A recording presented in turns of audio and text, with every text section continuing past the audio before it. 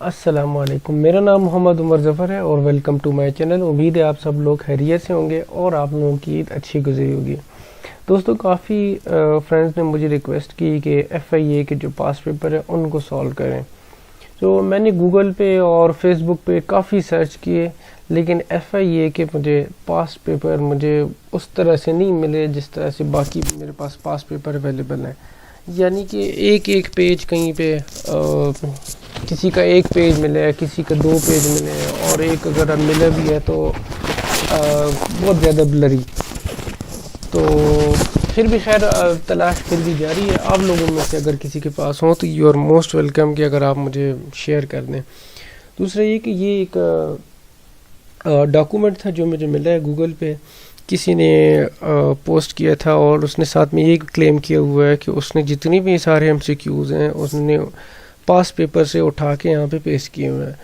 अब एग्जैक्टली मैं 100% इस पर श्योर नहीं हूँ कि हाँ ये वाकई में उस बंदे ने एक एक MCQs पेपर से उठाया हुआ है, लेकिन after going through all these MCQs मुझे अंदाज़ा हुआ कि ये काफ़ी इंपॉर्टेंट MCQs है और काफ़ी फ़ायदा होगा इनसे। तो शुरू करते हैं, बिस्मिल्लाहिर्रहमानिर्रहीम। नंबर 1 है partition of Bengal occurred on, तो ये है 16 अक्टूबर 1905। ये टोटल मेरे ख्याल में 280 MCQs है, तो इसको हम पार्ट्स में करेंगे। नंबर 2 है UNHCR headquarter is located in. UNHCR से क्या बनता है? United Nation High Commissioner for refugee, और ये हेडक्वार्टर कहाँ पे है? ये है जिनेवा, स्विट्जरलैंड में। Geneva, Switzerland. इसके बाद है international peace day is celebrated on, तो ये 21 सितंबर को सेलिब्रेट किया जाता है। Rohingya Muslims are killed in the country of Myanmar. ठीक है। फिर है when Muslims migrated to Afghanistan, तो ये आपने याद रखना है 1920 में। कब? 1920 में वो खिलाफत मूवमेंट हमने डिस्कस किया था, तो ये वहाँ पे भी थे। अगर आपने खिलाफत मूवमेंट के बारे में जानना है तो डिस्क्रिप्शन में वीडियो का लिंक मौजूद है। CSS का जो पेपर मैंने सॉल्व किया है उसमें पड़ा हुआ है। उसके बाद है number 6, Muslim met Lord Minto at Shimla, तो ये सिंपली शिमला डेपुटेशन की बात हो रही है। शिमला डेपुटेशन कब हुई थी? 1 अक्टूबर 1906 को हुई थी, 1906 को। उसके बाद है who was Lord Minto. Lord Minto कौन थे? ये थे voice Roy of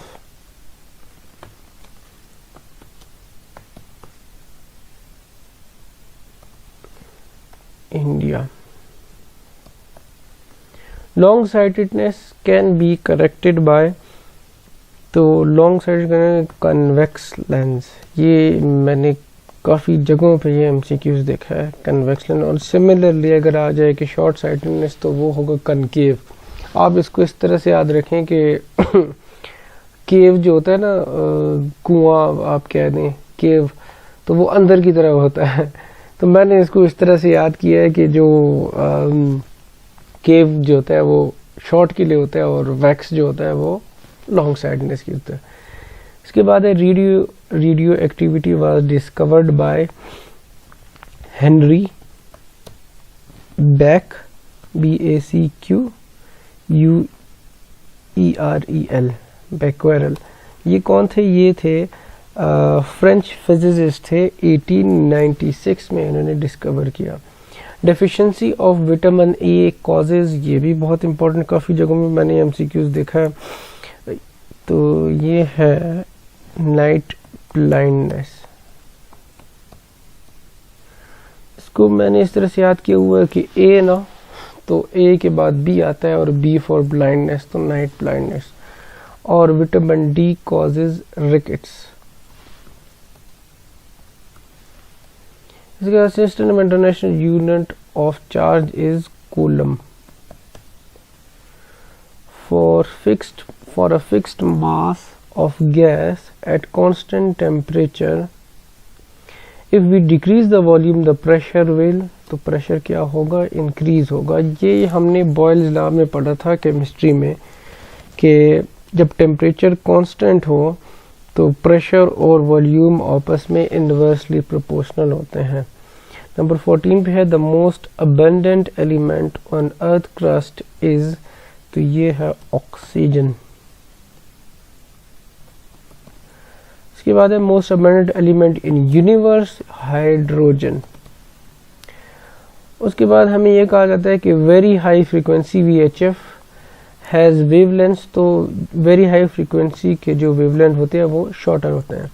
the life span of red blood cells is 120 days। The density of water is, तो ये है 1 ग्राम पर मीटर क्यूब। नीचे आते हैं, अच्छा 19 को याद रखना है, अच्छा 19 पे आते हैं। A device which convert the chemical energy to mechanical energy is called, बहुत इजी है, battery. Sun is a, sun क्या है, सन स्टार है। ये MCQs मैंने देखा हुआ है कहीं, अभी याद नहीं आ रहा। Blood in average human being, बहुत आसान MCQs है, 5 लीटर्स और इम्पोर्टेंट भी है। How many liters of air does human breathe? Liter of air human breathe 11,000 liters per day. 11,000 liters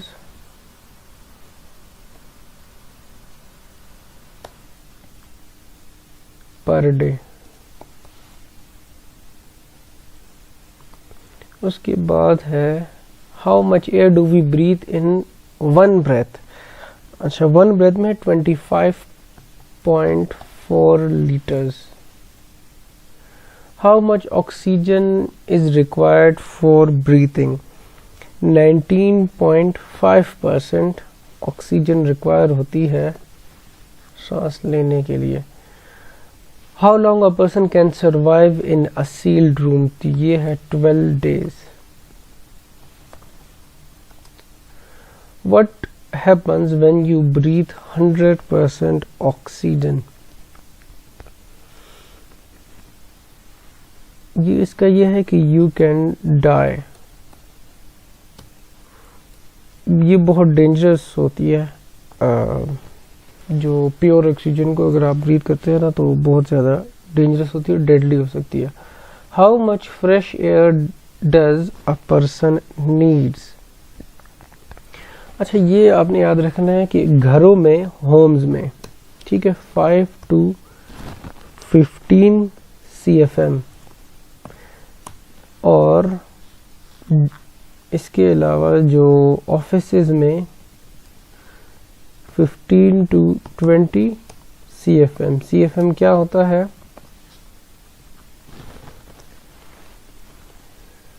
cubic feet पर मिनट।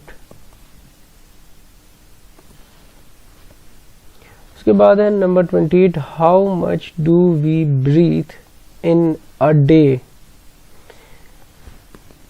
तो ये इन अ डे वही हमने जो पढ़ा हुआ है ऊपर, 11,000 लीटर्स पर डे। इसके बाद है is pure oxygen good for health, तो इसका आंसर ये है कि 21% जो है ना वो हमारे लिए गुड फॉर हेल्थ है, बाकी इससे ज्यादा हो तो it is not good for health. 30th है कि how much oxygen does a human needs per year, per year उसको 9.5 टन्स चाहिए होते हैं। 31st पे है human breathe how much air in a day, तो ये हमने ऑलरेडी पढ़ा है कि ये 11,000 लीटर्स होता है, लेकिन अगर आपके पास ये आ गया क्यूबिक फीट में, तो क्यूबिक फीट में आपने याद रखना है कि 388 cubic feet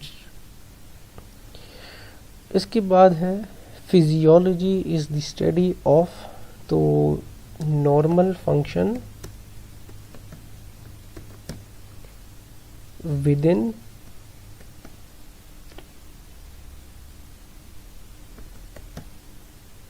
living creatures.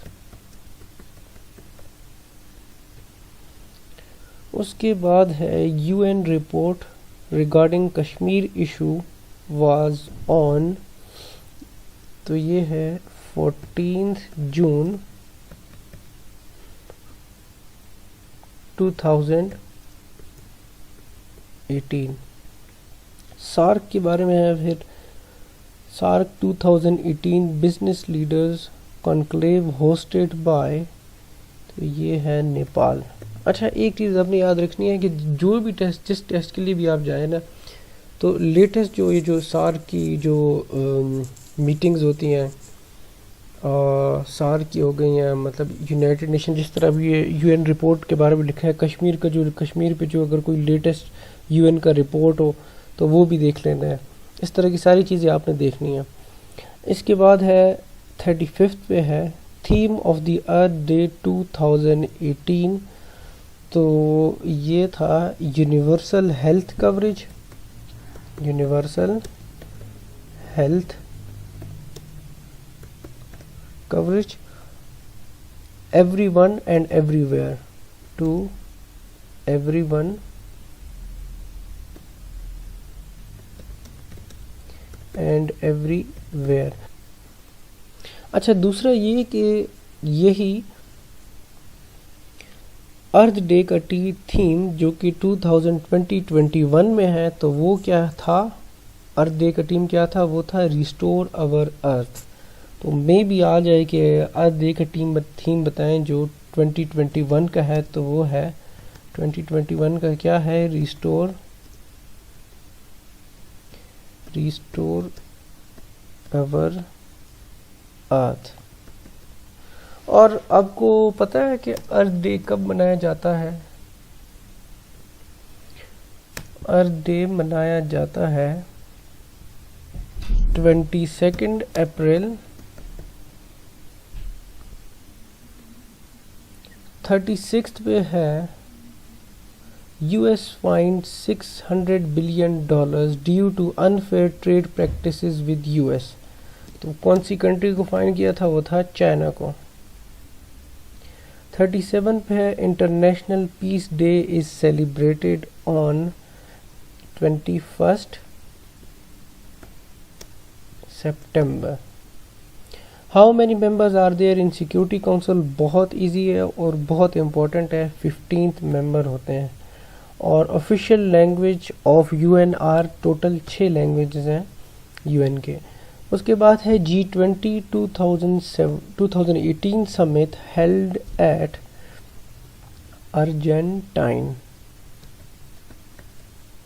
Argentina. और अगर आ गया MCQs के, लास्ट समिट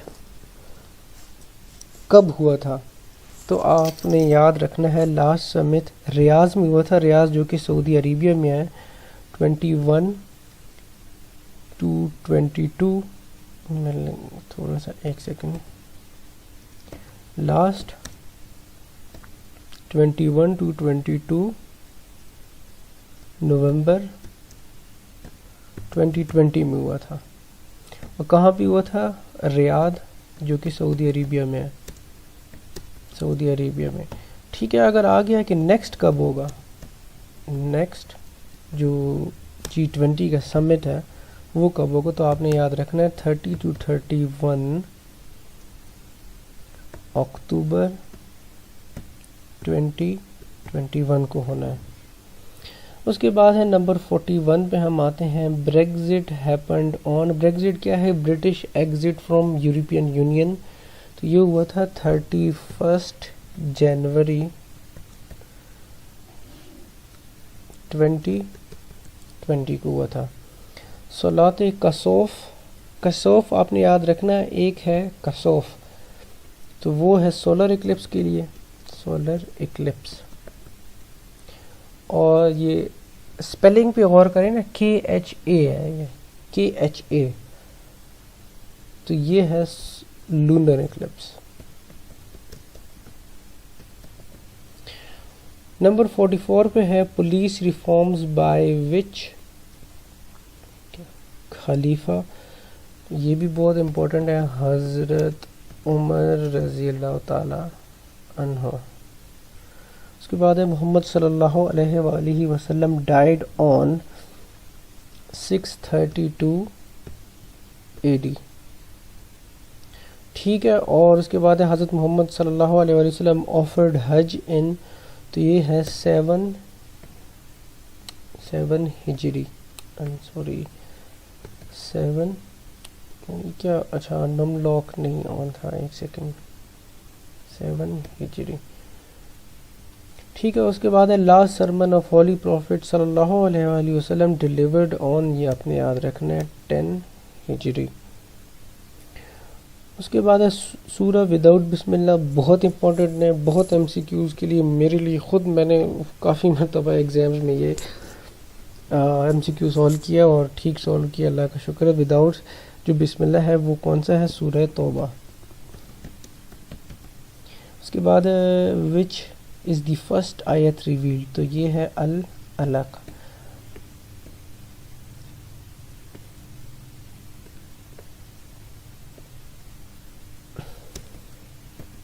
अल अलक ये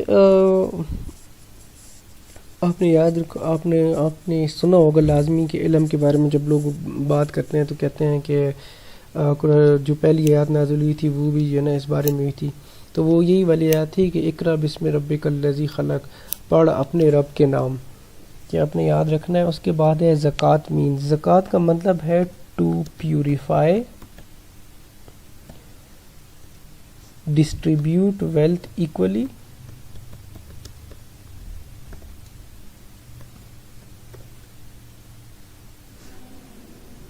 एंड टू एलिमिनेट पॉवर्टी, ठीक है। हाउ मैनी सूरा are the name of prophets, तो ये आपने याद रखना है, टोटल 6 सूरत ऐसे हैं, सूरह इब्राहीम अलैहिस्सलाम, सूरह यूसुफ, सूरह मोहम्मद, सूरह नूह, सूरह हूद और सूरह यूनुस। नंबर 52 है नेम ऑफ द सूरा विद 2 बिस्मिल्लाह, अच्छा तो 2 बिस्मिल्लाह कौन सी सूरत में है, वो है सूरह नमल में, सूरह नमल में। उसके बाद है शिमला डेपुटेशन ऑर्गेनाइज्ड ऑन, तो ये अक्टूबर 1906, हमने पहले भी ये पढ़ा है, लेकिन पहले उसको थोड़ा सा उन्होंने डिफरेंट करके, कंफ्यूज करने के लिए थोड़ा सा उन्होंने डिफरेंट किया था कि शिमला में कब मुलाकात हुई थी, इस तरह कुछ किया था। Who was the voice Roy during Shimla deputation, Lord Minto, हाँ वो पिछले वाले MCQ ये था कि लॉर्ड मिंटो के साथ कब मुलाकात की थी इन्होंने, तो यही अक्टूबर 1906 ही था। उसके बाद है who announce partition of Bengal, तो ये बहुत इजी है, लॉर्ड कर्जन, और इम्पोर्टेंट भी है। Sir Syed Ahmad Khan was born in, तो ये आपने याद रखना है 17 October 1817। Lucknow pact was held in October 1916।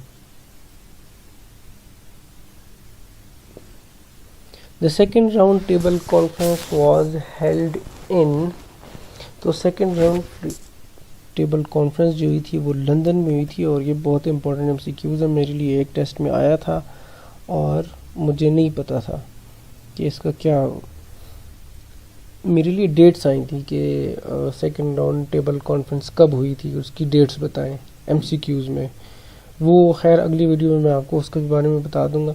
59 पे है हु टुक ओथ फ्रॉम कायद आज़म, ये आपने याद रखना है, ये थे जस्टिस अब्दुल राशिद, और ये पाकिस्तान के सबसे पहले चीफ जस्टिस भी थे। तो ये एमसीक्यूज़ भी आपने याद रखना है कि first chief justice of Pakistan कौन थे। First chief justice of Pakistan justice Abdul Rashid थे। ये मेरे ख्याल में अभी एमओडी में आया था, कंफर्म मुझे अब याद नहीं है, लेकिन इस तरह आया था, कहीं देखा था। 60 पे है स्ट्रेट ऑफ मलाका। ये स्ट्रेट है या स्टेट है, मैं इसको चेक करूँगा, फिर मैं आपको बता दूँगा अगली वीडियो में। फ़िलहाल आपको इसको स्ट्रेट ही रहने दें। Straight of Malacca waterway connecting the, तो ये है India and north Pacific ocean, Indian and north Pacific oceans. हम ये है 61 नंबर 61। FIA एक्ट में बी कॉल्ड एज, तो इसको कहते क्या है, फेडरल इन्वेस्टिगेशन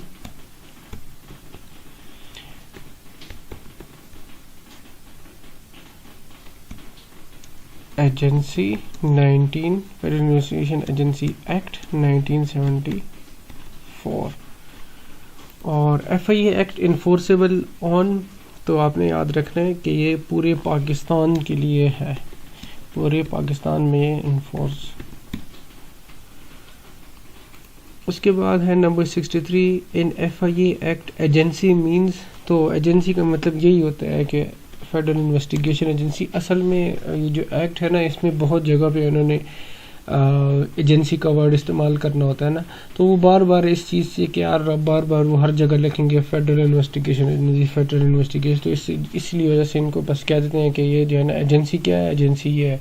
एक्ट के अंदर जहाँ भी इन्होंने एजेंसी लिखा हुआ है ना, तो वो कौन सी एजेंसी है, ये FIA वाली एजेंसी। अच्छा, उसके बाद है FIA एक्ट कोड मीन्स, तो कोड का मतलब है code of criminal procedure, criminal procedure 1898। उसके बाद है police means, provincial police means, तो ये पुलिस एक्ट 1861 में जो पुलिस एक्ट है वो उसमें पुलिस के जो इख्तियारात हैं उसके बारे में, और पुलिस के डेफिनेशन और सारा कुछ वो पुलिस का वो उसमें है। अच्छा, the administration of agency shall vest in the, तो ये है डायरेक्टर जनरल।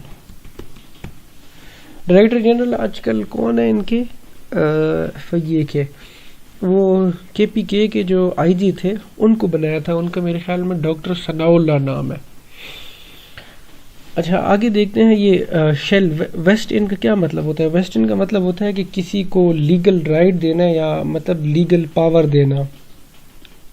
तो FIA की जो एडमिनिस्ट्रेशन है उसकी जो पावर है या उसकी जो अथॉरिटी है वो किसके पास होती है, डायरेक्टर जनरल के पास होती है। उसके बाद है the administration of agency shall vest in the director general who shall have the power such of the power of the, ये है इंस्पेक्टर जनरल, यानी कि वो इंस्पेक्टर जनरल की इक्वलेंट होता है। और आपने ये बात याद रखनी है कि जो IG होते हैं वो प्रोविंस के होते हैं, और ये जो FIA के जो डायरेक्टर जनरल है ना वो IG की इक्वलेंट है, लेकिन वो पूरे पाकिस्तान, यूँ समझे कि पूरे पाकिस्तान के वो जो FIA के IG हैं उनके पास इतनी पावर है। द 68 पे है the superintendence of the agency shall vest in the. Superintendence का मतलब क्या होता है, मैनेजमेंट या फिर सुपरविजन। तो जो एजेंसी की जो सुपरविजन है या मैनेजमेंट है वो किसके अंडर आती है, फेडरल गवर्नमेंट।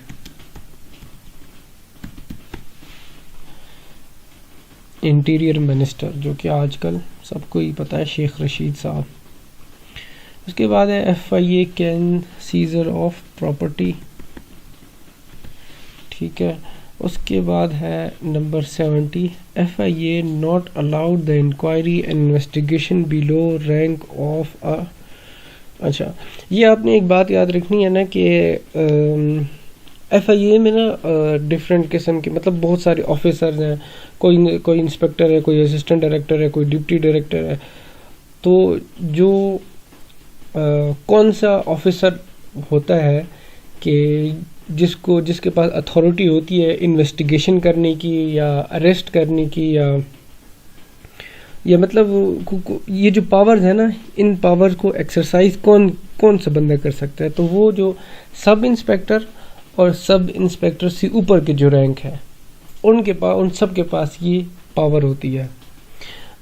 सब इंस्पेक्टर होता है ना, मेरे ख्याल में वो 11 स्केल होता है। फिर जो असिस्टेंट सब इंस्पेक्टर है, मेरे ख्याल में उसके पास फिर पावर नहीं होती कि अरेस्ट करने की। तो इसमें है सब इंस्पेक्टर। सिंपल आपने याद रखना है कि सब इंस्पेक्टर और सब इंस्पेक्टर से ऊपर के पास जो है ना, वो ये जो FIA की जो पावर्स है ना, वो एक्सरसाइज कर सकते हैं। FIA की जो भी पावर्स हैं, अरेस्ट करना, इन्वेस्टिगेशन करना, प्रॉपर्टी को सीज करना, ये वगैरह। उसके बाद है police station include number 71। Police station include, तो ये है any place declared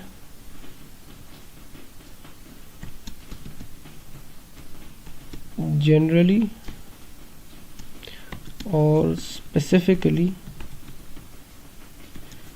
by federal government।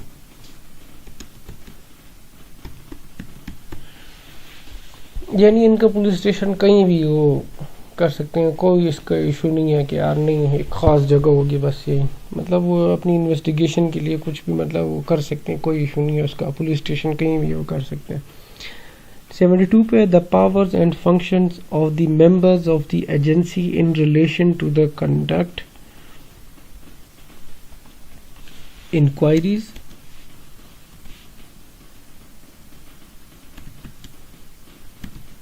And investigation.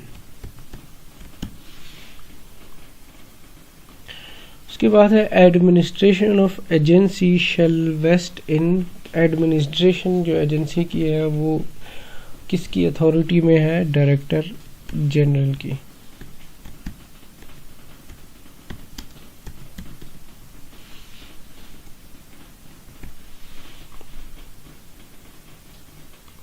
उसके बाद है according to the act the sub inspector have the power of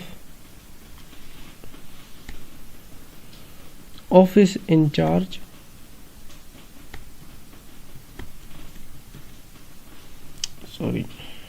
office in charge of the police station. यानी वो किसी भी थाने में जा सकता है और उसकी जो पावर्स होंगी वो SHO के इक्विवेलेंट होंगी, जो सब इंस्पेक्टर हैं। उसके बाद है नंबर 75 पे है according to act assistant director legal shall be public prosecutor. इसका आंसर तो मैंने ऑलरेडी लिखा हुआ है इसको अंडरलाइन कर लेते हैं। तो जो ED लीगल होंगे वो कौन होंगे? पब्लिक प्रोसिक्यूटर होंगे। According to the act DJFIA have the powers of, ये तो हमने ऑलरेडी कर भी लिया था, ये फिर से रिपीट हुआ है, IG पुलिस। अच्छा, अब आते हैं नंबर 77 पे। Donald Trump is 45th president. Donald Trump 45th president थे अमेरिका के। और मेरे लिए ये MCQs आया था कि जो बाइडेन है, जो अभी प्रेसिडेंट है, वो कौन सी पार्टी से हैं। तो हम फिलहाल आप ये देखें कि डोनाल्ड ट्रम्प कौन सी पार्टी से? डोनाल्ड ट्रम्प थे रिपब्लिकन से। ठीक है, इसी तरह अगर MCQs आ गया कि जो बाइडेन जो है ना कौनसवें प्रेसिडेंट है USA के, तो 46th हैं। और वो जो बाइडेन कौन सी पार्टी से हैं? वो है डेमोक्रेटिक।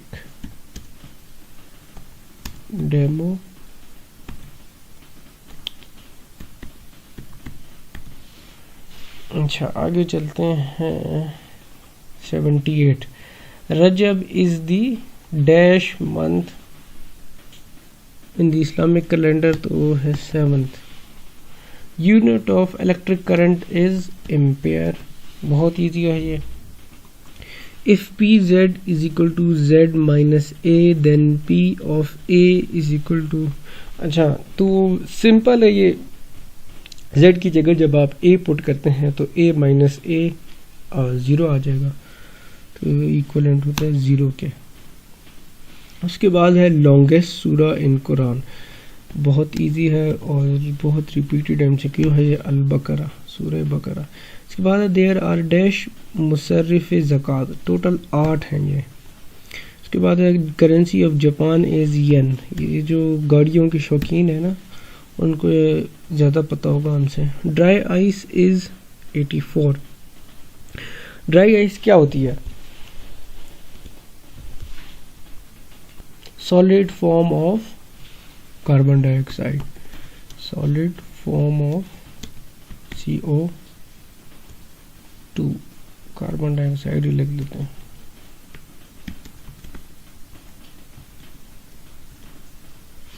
अच्छा, उसके बाद है number 85, elements in the periodic table are place on the basis of their atomic number. उसके बाद है the principal of the principal element of the atmosphere is, तो वो है नाइट्रोजन।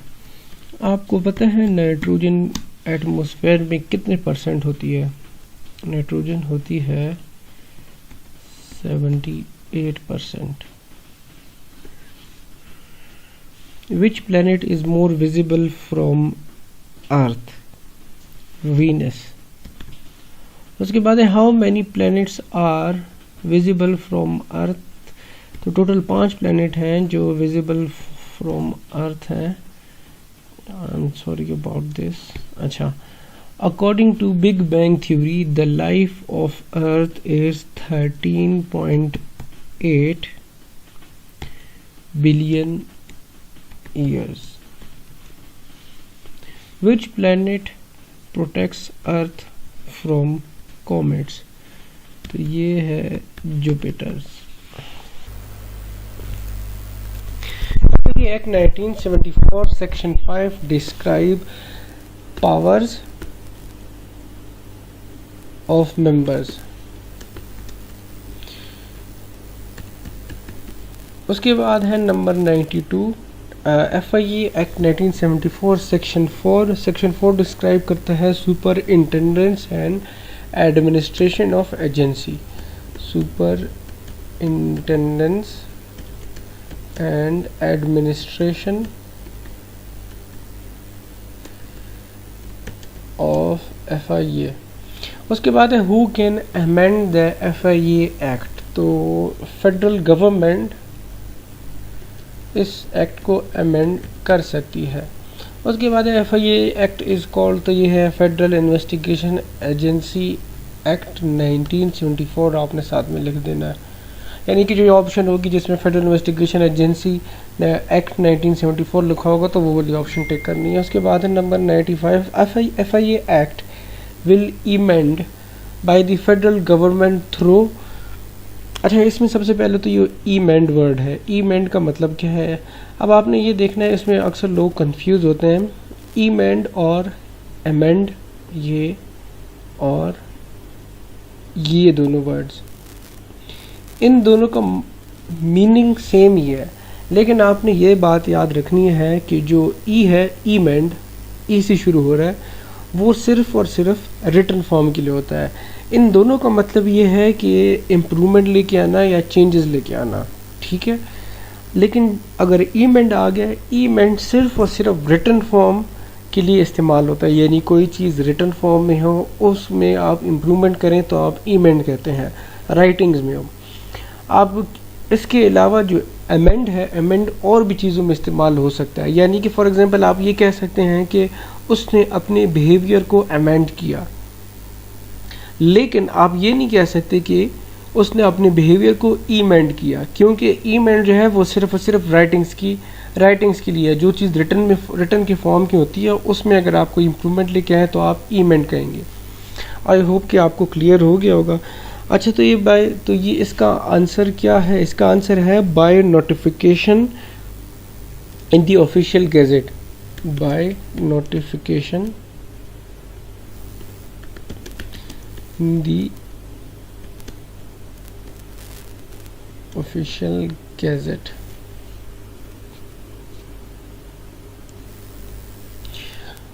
(96) में है the powers of members of the FIA is described in, ये हमने पढ़ा हुआ ऊपर 5 है, सेक्शन 5. उसके बाद है according to act who has the power of arrest. तो इसमें आपने ये लिखना है not below the rank of sub inspector. A member can order the seize of property in, तो ऑर्डर जो होता है वो रिटर्न में वो करेगा, रिटर्न. उसके बाद है प्राइमरी कलर्स आर, तो प्राइमरी कलर्स टोटल 3 है. कौन कौन से हैं? Red, blue and yellow.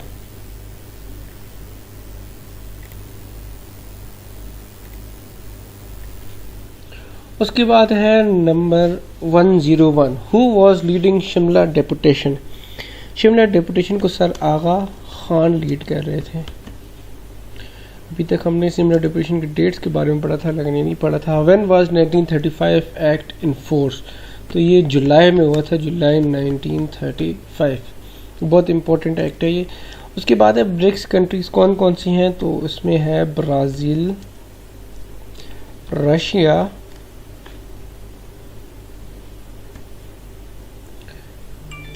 India,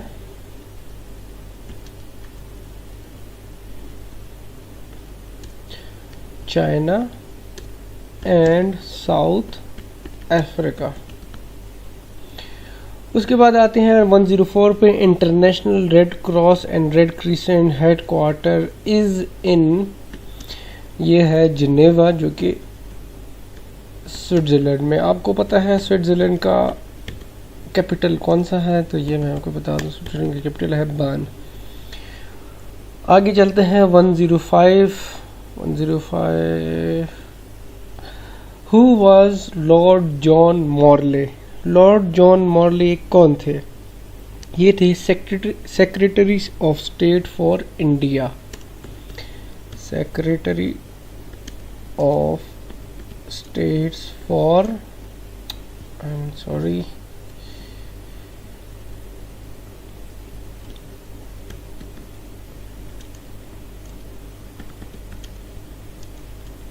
for India. उसके बाद है ओलंपिक्स 2020 विल होस्ट बाय, तो ये है टोक्यो जापान. आपने इसका याद रखना है कि ये कोविड की वजह से डिले हो गया था. अभी ये चल रहा है 2021 में और वही जापान में टोक्यो में ही चल रहा है. Number 107 dash is going to be chilly weather. It's going to be chilly weather.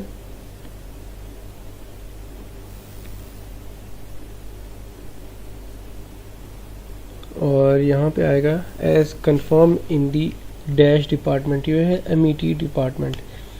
MET आपको पता होगा मेटीरियोलॉजी डिपार्टमेंट. ये जो महकमा मौसमियात जो होता है ये वो है. उसके बाद है कंट्रोल U. अच्छा 108 his dash was rejected on the dash of evidences and witnesses.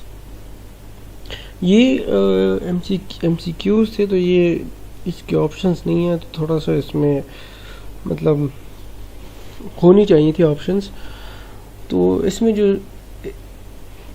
Hypothesis है, यानी कि his hypothesis were rejected on the dash of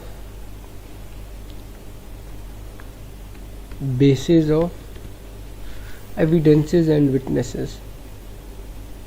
Control U or Control U.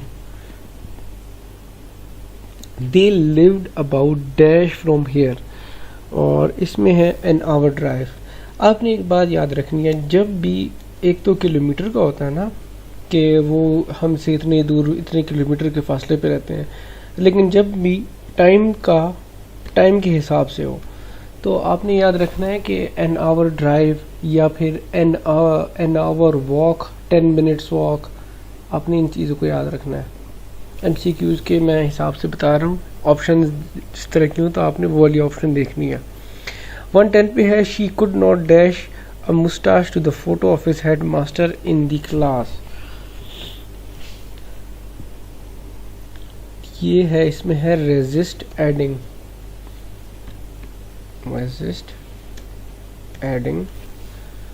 इसको अंडरलाइन कर लेते हैं। क्या हो गया, क्यों नहीं काम कर रहा? उसके बाद है सीपैक है how many special zone. CPEC के 9 स्पेशल जोन है। Who was the president of the first constituent assembly of Pakistan? कायदे आज़म मोहम्मद अली जिन्ना।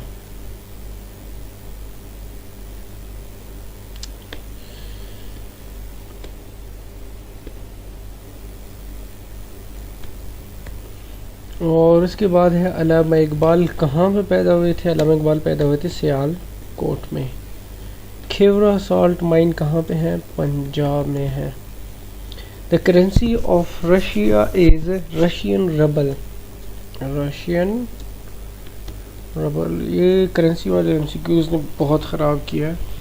Meaning of stealing things is known as kleptomania. इस एमसीक्यूज की अगर आपको समझ आई हो तो काइंडली आप कमेंट में ज़रा एक्सप्लेन कीजिएगा। 117 है what was the theme of the international forest day? ये 2018 की थीम की बात कर रहे हैं कि 2018 में थीम क्या था। उस टाइम का थीम था forest and sustainable cities. Forest and sustainable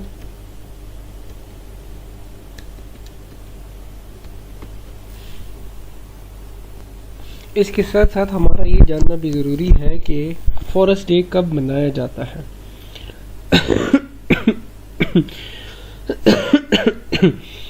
forest day कब मनाया जाता है? ये मनाया जाता है 21 मार्च।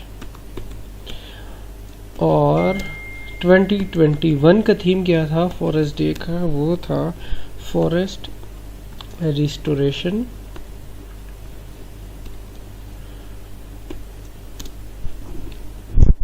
a path to recovery and well-being।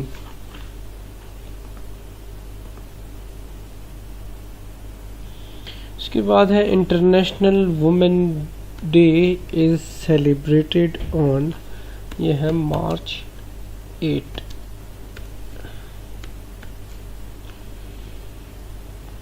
Number 119 है which country has recently imposed carbon tax from 2019 to cut its greenhouse gas emissions?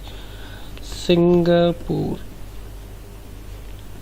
In FIA Act, the delegation of power section is mentioned in section 7 section है।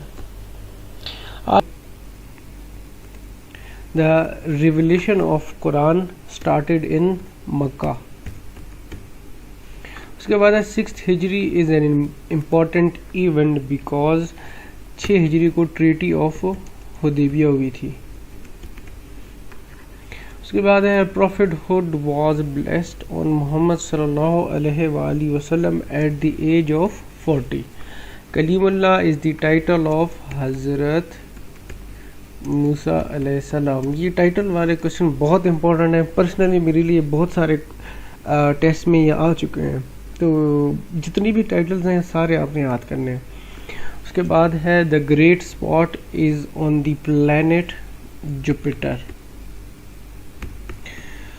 उसके बाद biosensor is use to measure blood glucose glue and sorry glucose level. इसके बाद है 127 पे माऊ founded on. तो माऊ कब फाउंड हुआ था? ये है मोहम्मदन एंग्लो ओरिएंटल कॉलेज, ये फाउंड हुआ था 1875 में। Ambassador of Hindu Muslim unity, तो ये तो आपको पता ही है, कायद आज़म मोहम्मद अली जिन्ना है। Wife share in property, wife share in property in Islam तो 1/8 होता है, और वो तब होता है कि जब हस्बैंड वफात हो जाते हैं तो उसके बाद जब प्रॉपर्टी डिवाइड होती है तो उसमें 1/8 होता है। 130th है second governor general of Pakistan, तो ये है ख्वाजा नाजिमुद्दीन। ये बहुत इम्पोर्टेंट MCQs है, आपने इसको याद रखना है। Which is not SAARC country. अच्छा, सार्क कंट्री कौन से हैं? सार्क के टोटल 8 कंट्री हैं, पाकिस्तान, इंडिया, बांग्लादेश, श्रीलंका। ये तो आप इन कंट्रीज़ को तो आप इजीली जानते हैं, क्रिकेट की जो क्रिकेट में भी होती हैं ये ना। उसके अलावा है अफ़गानिस्तान, नेपाल, भूटान और म्यांमार। 8 कंट्रीज़ है। अगर ऑप्शन में इनके अलावा कोई और कंट्री हुई तो आपने उसको टिक करना है कि ये वाली कंट्री नहीं है सार्क में। कौन कौन सी कंट्री की पहली 4 जो आपको मैंने बताई, पाकिस्तान, इंडिया, बांग्लादेश, श्रीलंका, और उसके बाद अफ़गानिस्तान, नेपाल, भूटान, म्यांमार। आगे चलते हैं 132। Indus water treaty was signed in year 1960। बहुत ईजी और बहुत इंपॉर्टेंट MCQs। उसके बाद है वर्ल्ड इन्वायरमेंट डे, तो ये है जून 5th। June 5th is the world environment day. PRSS-1 satellite launched on, तो ये लॉन्च हुई थी जून 9th 2018। और ये क्या है? ये है पाकिस्तान रिमोट सेंसिंग सैटेलाइट।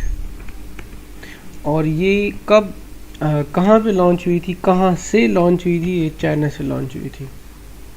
उसके बाद है make America great again slogan given by, ये डोनाल्ड ट्रंप ने ये slogan. 13th Asian summit 2018 was held in Singapore.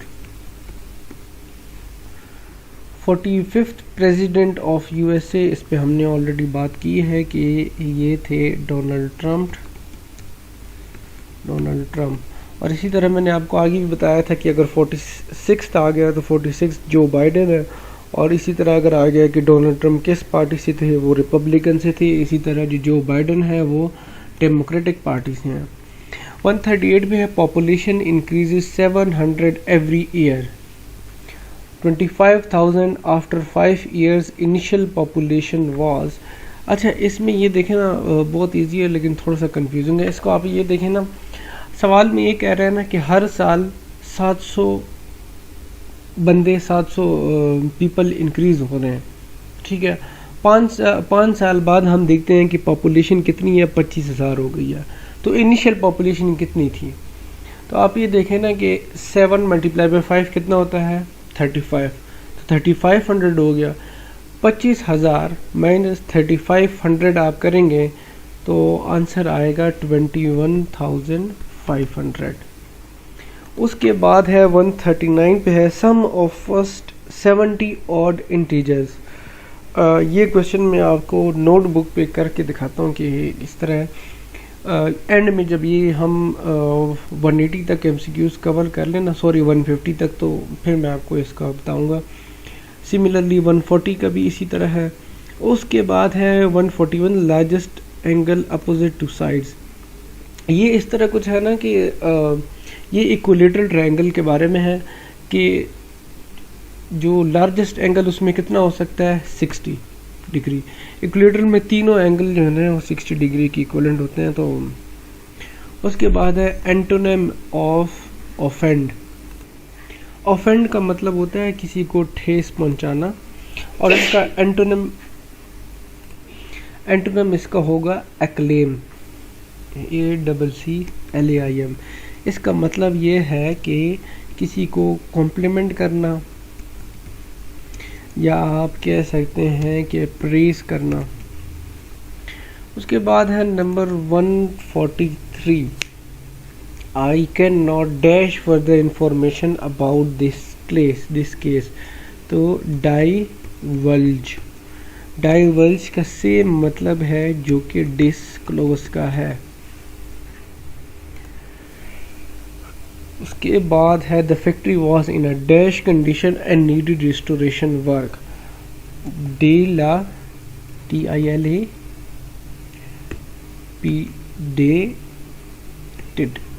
Dilapidated condition.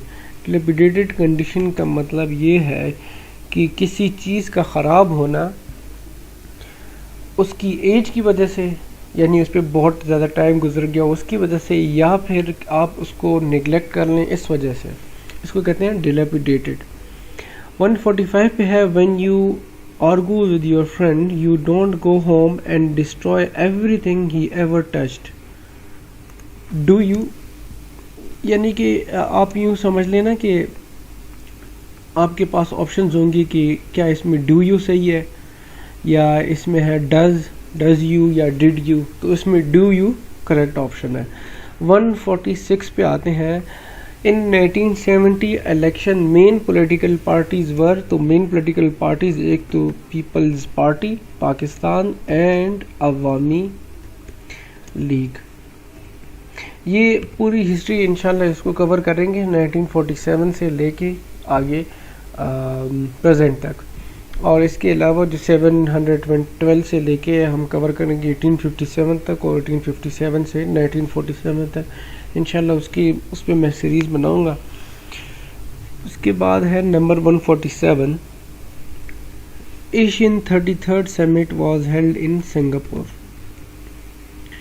Prime minister Imran Khan visited China on 2 से लेके 5 नवंबर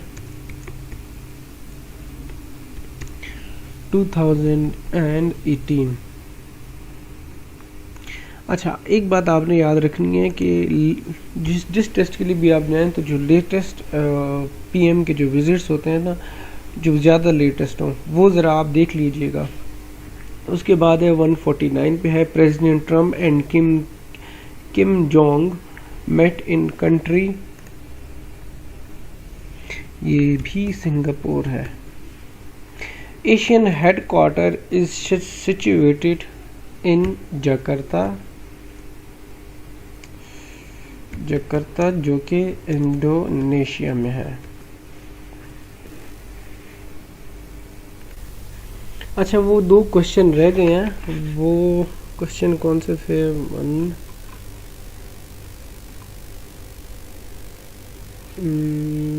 हाँ, ये 139, सम ऑफ फर्स्ट 70 ऑड इंटीजर्स और सम of first 70 even integers.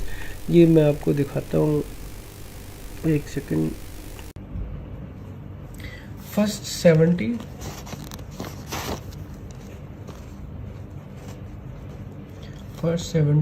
Odd integers. अच्छा, आपने एक बात याद रखनी है कि जब भी आपको इस तरह का क्वेश्चन आ जाए कि जिसमें आपको कहा हो कि फर्स्ट 70 इंटीजर ऑड या इवन या कुछ भी इस तरह का फाइंड करें, यानी कि इंटीजर्स की आप देखें ना कि फर्स्ट 70 तो क्या क्या हो सकते हैं, 1 3 5 7, ठीक है, आगे तक जाएंगे, यानी कि इन नंबरों के बीच में क्या है, डिफरेंस है। जब भी इस तरह का क्वेश्चन आए तो आपने ये फार्मूला याद रखना है, Sn = n/2 2a + n-1 × d। आपने ये याद रखना है। अब इस क्वेश्चन में हमारे पास देखिए ना, n क्या होता है, number of terms. Similarly d हमारे पास क्या होता है, डिफरेंस। इस केस में हमारे पास डिफरेंस कितना है, अगर आप देखें ना 3 - 1 2 आएगा, 5 - 3 2 आएगा, 7 - 5 2 आएगा। डिफरेंस हमारे पास कितना है 2। और ये नंबर ऑफ टर्म्स कितनी है 70, तो ये है 70 लिख दें आपने। ए हमारे पास क्या होती है फर्स्ट टर्म, इस केस में हमारे पास है 1। तो अब आप देखें इसको शुरू करते हैं। S N is equal to N कितनी है 70 डिवाइडेड बाई 2 इंटू 2 की जगह हम क्या लिखेंगे 1 प्लस n - 1 यानी 70 - 1 इंटू डी कितना है 2। इसमें कर लेते हैं, ये हो जाएगा 35, 2 वैसी का वैसी आ गया।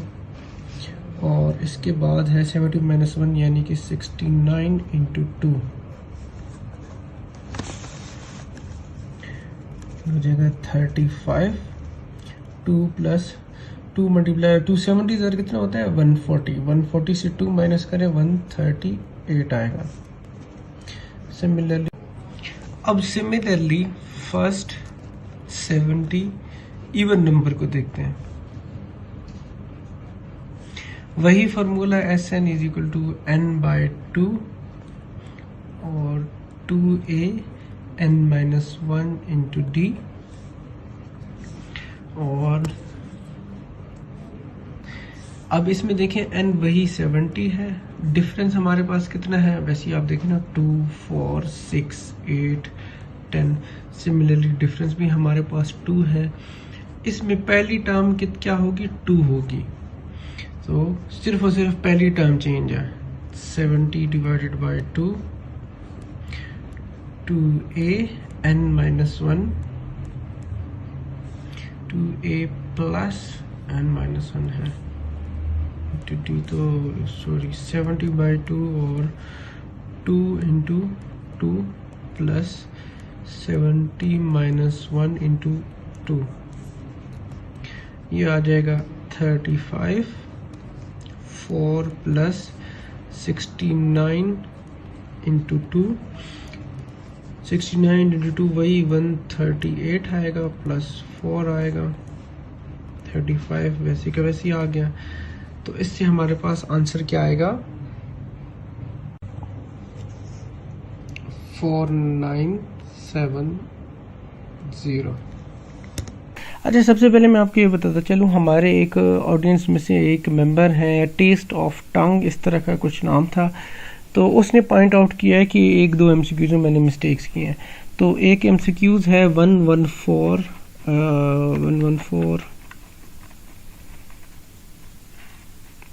केवड़ा salt mine is in which city. तो मैंने लिखा हुआ था पंजाब प्रोविंस है, लेकिन ये है असल में झेलम। तो ये मैंने करेक्ट करके अभी लिखा हुआ है झेलम सिटी में है ये, तो मैंने बोल्ड भी कर लिया ताकि आसानी हो आप लोगों के लिए। अच्छा, उसके बाद है 105 who was the Lord John Morley secretary of states for India. ये बिल्कुल करेक्ट एमसीक्यूज है। तो ये खैर मैंने उनको बता दिया कि वो कब से बने थे और कहाँ बने थे, तो ये आप विकिपीडिया पे चेक करेंगे तो ये बिल्कुल ठीक एमसीक्यूज है, इसका कोई इशू नहीं है। इसके अलावा उसने सार्क के बारे में था, एक सेकंड, सार्क वाला एमसीक्यूज,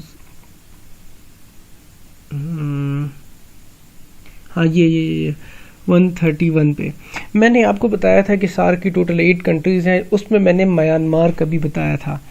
तो आपने एक बात याद रखनी है, म्यांमार सार्क में आती है, लेकिन म्यांमार है ऑब्जर्वरी स्टेट है, उसको ऑब्जर्वरी स्टेट हासिल है सार्क में, यानी कि वो फुल मेंबर नहीं है।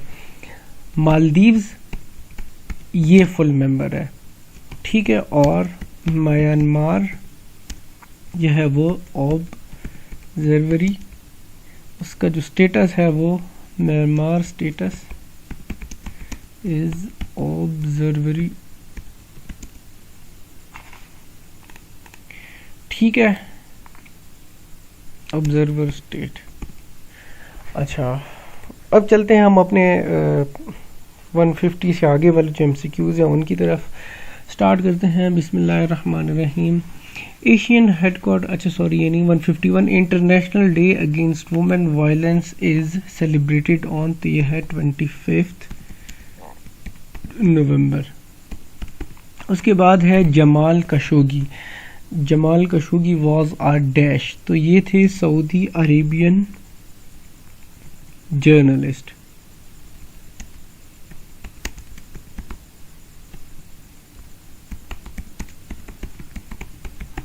अच्छा, ये इस तरह हुआ था कि कहते हैं कि इसको असैसिनेट किया था इस्तांबुल में, और ये कहा जाता है कि सऊदी क्राउन प्रिंस जो हैं मोहम्मद बिन सलमान, उसके ऑर्डर्स पे इसको असैसिनेट किया गया। उसके बाद है 153 international forest day celebrated on 21 March. Saudi Arabia has given package to Pakistan in 2018 worth of $6 billion.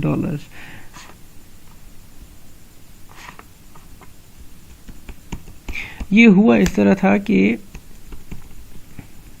Pakistan की इकोनॉमी का बहुत बुरा हाल था। तो आपको याद होगा वो एक बहुत बड़ी बहस चल रही थी आईएमएफ के बारे में कि आईएमएफ के लिए जाना चाहिए नहीं जाना चाहिए। कुछ लोग कह रहे थे कि नहीं जाना चाहिए, कुछ लोग कह रहे थे कि जाना चाहिए। फिर हुआ ये कि इमरान खान ने क्या किया कि जो दोस्त ममालिक हैं उनसे रब्ता किया और उनसे मदद मांगी। तो उस टाइम पे सऊदी अरेबिया ने $6 बिलियन पाकिस्तान को दिए थे। Life span of white blood cell is 13 to 20 days.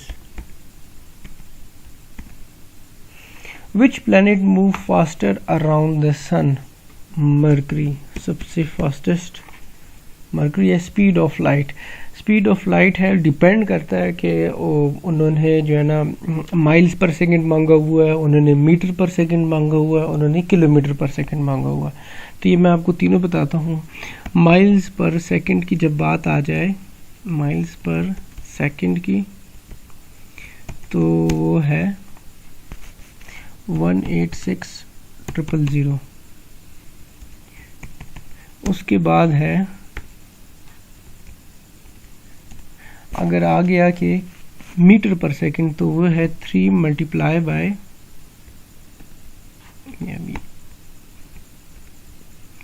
10 raise to the power 8। Raise to the power का साइन किधर है, एक second. Raise to the power का साइन ये 8।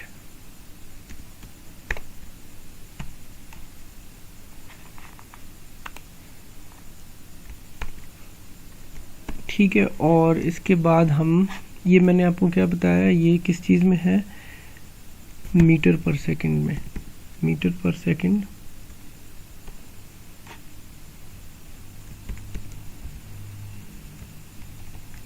अब हम करेंगे किलोमीटर पर सेकंड। किलोमीटर पर सेकंड, किलोमीटर पर सेकंड में कितना है, 3 कहाँ गया,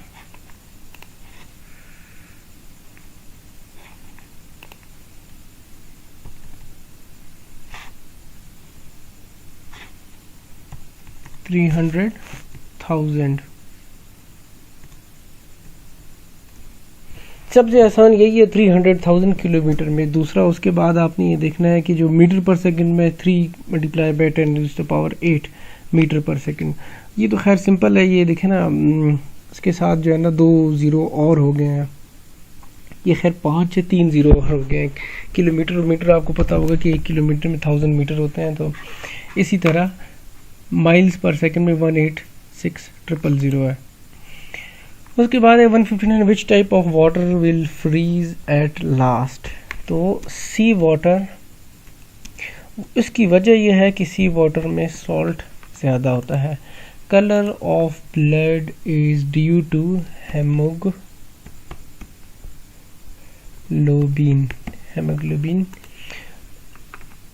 उसके बाद the statement is true.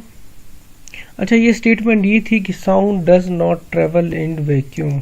Sound मतलब उसमें काफ़ी 2-3 स्टेटमेंट्स और भी होंगी, और ये वाली स्टेटमेंट सही थी कि sound does not travel in vacuum. उसके बाद है comets have orbits around the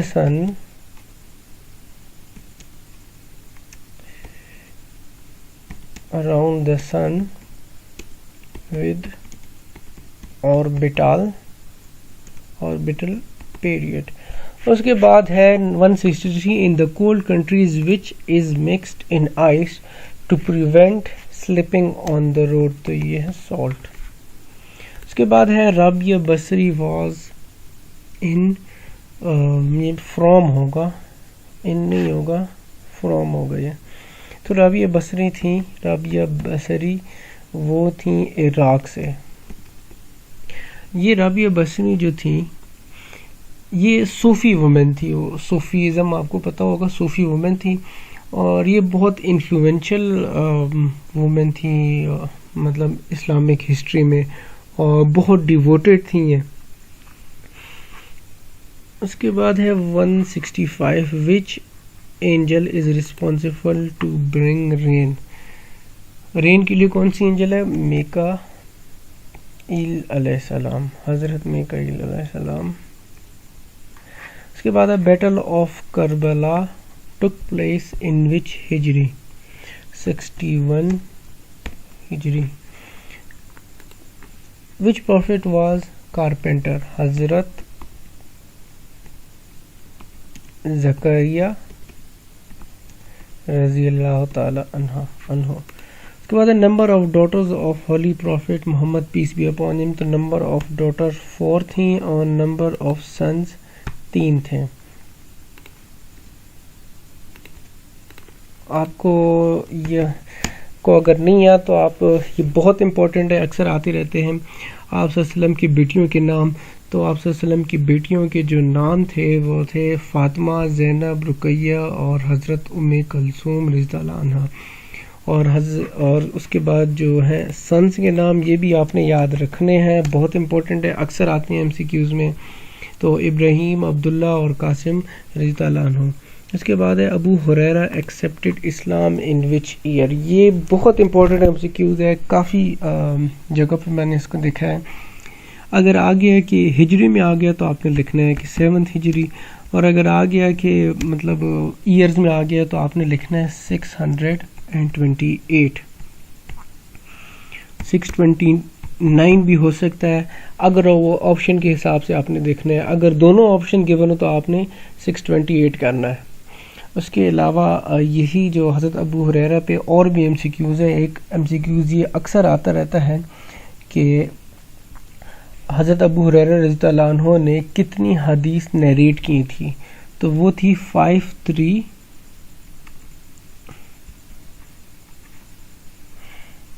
5374.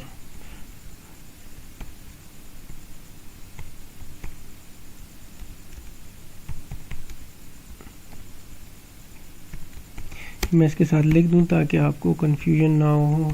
हदीस नरेटेड, ठीक है, 5374. इसके अलावा ये भी आता है कि हज़रत अबू हुरैरा रज़ियल्लाहु अन्हु का अपना नाम क्या था? तो आपने ये याद रखना है अब्दुल यार ये क्या इशू है यार, अब्दुल रहमान इब्ने सखर अद दौसी.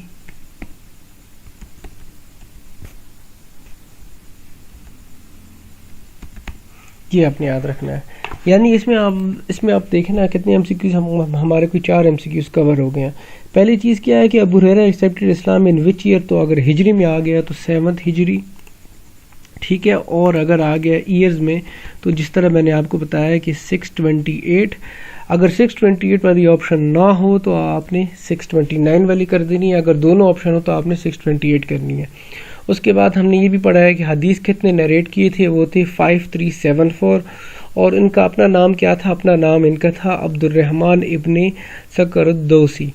तो आपने यही चीज़ याद रखनी है. आप अब्दुल रहमान आप याद रखें ना तो आगे आपका वैसी भी एमसीक्यूज़ है ना, तो 4 ऑप्शन होंगी तो आपको ईजिली हो जाएगा, कोई इशू नहीं है. उसके बाद है 171 में है In FIA Act, the section of repeal is mentioned in, तो ये है 10th। उसके बाद है light beam after passing from the prism splits into how many colours, 7 colours में स्प्लिट हो जाती है। Yemen lies south to the south of Saudi Arabia. Reko Diq is situated in Chagai. Sound waves travel faster in, तो कौन से medium में sound waves faster travel करती हैं? आपने याद रखना है कि साउंड वेव सबसे पहले तो एयर में जो है ना, मतलब एयर में वो ट्रेवल करती है। उसके बाद जो एयर से ज़्यादा तेज़ वो किस चीज़ में ट्रेवल करती है? वाटर में एयर से ज़्यादा तेज़ ट्रेवल करती है। फिर इससे भी ज़्यादा तेज़ किस चीज़ में? सॉलिड्स में। यानी कि सॉलिड में सबसे ज़्यादा तेज़ ट्रेवल करती है, फिर उसके बाद वाटर है, उसके बाद एयर है। एयर में वैसे ही वो एयर में जो ट्रेवल करती है उसकी स्पीड कितनी है? 332 मीटर पर सेकंड, आपने याद रखना है। इसके बाद है इत्तेहाद मीन्स, इत्तेहाद का मतलब होता है कॉन्सेंसस। उसके बाद है मुदरबा रिलेट्स टू इन्वेस्टमेंट। उसके बाद है a number divided by 4 and 40 added gives. ये तो बहुत इजी है, इसको हम इस तरह करते हैं। देखें, नंबर डिवाइड बाय यानी x है ना, x डिवाइडेड बाय हम क्या कर लेते हैं? 4 प्लस 40, तो इज इक्वल टू कितना आएगा? ये इज इक्वल टू उन्होंने क्या लिखा है? 48। जब आप इसको सॉल्व करेंगे तो आपके पास आंसर आएगा 32। सिंपल इसका तरीका ये है कि इसका आप जब एलसीएम लेंगे 4 का, या आप सिंपली ऐसे करें कि मल्टीप्लाई बोथ साइड्स बाय 4, तो यहाँ से 4 ख़त्म हो जाएगा। 4 मल्टीप्लाई बाय 40 और 4 मल्टीप्लाई बाय 480। तो जब आप इसको सॉल्व करेंगे यानी कि एंड में ये आएगा कि 192 माइनस 160, तो आपके पास आ जाएगा 32। इसी तरह 12 बाई 8 प्लस 2.5, तो 12 बाई 8 जब आप करेंगे तो 1.5 आता है, यानी 1.5 प्लस 2.5 इज इक्वल टू 4 आ जाएगा। बहुत इजी क्वेश्चन है ये। उसके बाद है number 180, after nuclear explosion dash causes most damage, तो मोस्ट डैमेज गामा रेस की वजह से होता है। 181 FIA एक्ट में स्पेसिफाई सर्विस टर्म्स। उसके बाद है FIA एक्ट में डिस्क्राइब। FIA एक्ट क्या मतलब किस लिए बना है? पावर और FIA की जो रिस्ट्रिक्शन है उसके बारे में उसको एक्सप्लेन करने के लिए बना है। Tamil rights in dash during 80s and 90s। Tamil असल में एक लैंग्वेज के नाम है, यानी जो तमिल बोलने वाले लोग हैं।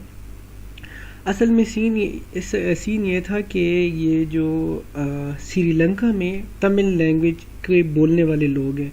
इसी तरह इंडियन स्टेट ऑफ तमिलनाडु, इनकी भी लैंग्वेज यही है। सिंगापुर वालों की भी लैंग्वेज तमिल है। तो ये जो तमिल लैंग्वेज के लोग हैं जो श्रीलंका में, गवर्नमेंट ऑफ श्रीलंका और इनके साथ तमिल लैंग्वेज वाले लोगों के साथ सिविल वॉर शुरू हो गई थी। तो इसको ब्लैक जुलाई से भी याद करते हैं, क्योंकि इसमें ब्लैक जुलाई से इस तरह याद करते हैं क्योंकि इसमें जो है ना बहुत ज़्यादा डेथ्स हुई थी और मतलब बहुत ज़्यादा मसला बन गया था जो रॉयट्स की वजह से, और जो सिविल वॉर शुरू हुई थी उसकी वजह से तकरीबन 3000 लोग मारे गए थे। कोई तकरीबन 1.5 लाख तक लोग जो है ना बेघर हो गए थे क्योंकि उनको घरों को जला दिया गया था। तो ये कहाँ पे हुई थी? ये श्रीलंका में।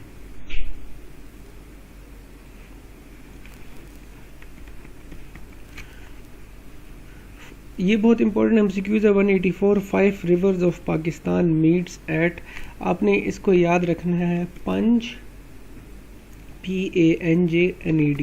5 तो आपको पता है ना, पंजनाद। ये मैंने काफ़ी जगह पे देखा है ये एमसीक्यूज।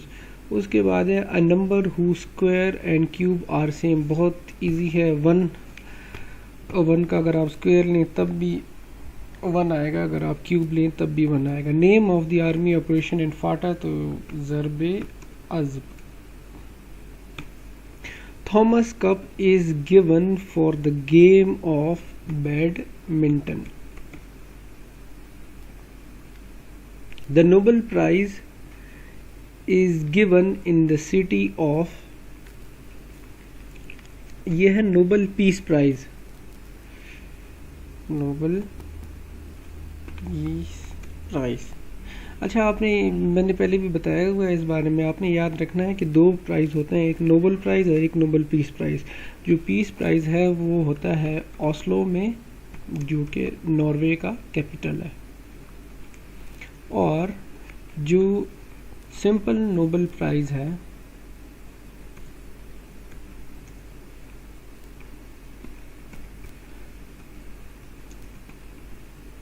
वो स्टॉकहोम में दिया जाता है, जो कि स्वीडन का कैपिटल है।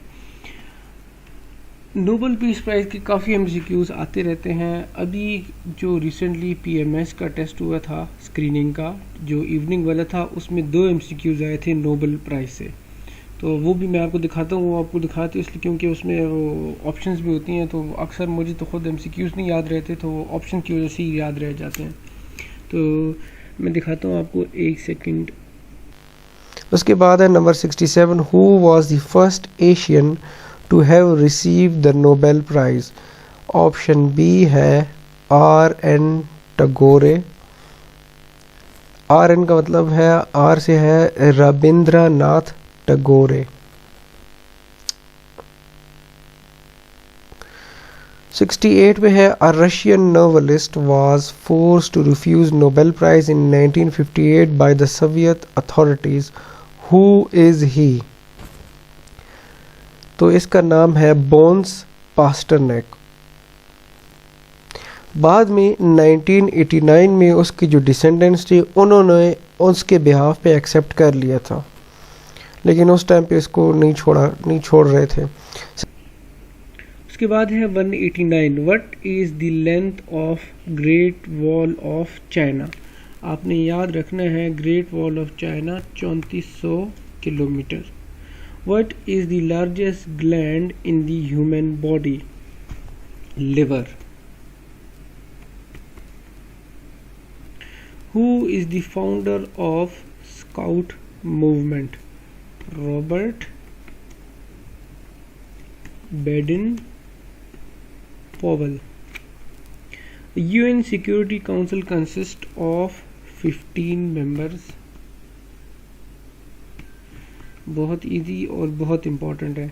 The Suez Canal connects Mediterranean and Red Sea. Mediterranean and Red Sea. The headquarters of Asian Development Bank is at Manila. Manila कौन सी जगह का कैपिटल है, फिलीपाइंस।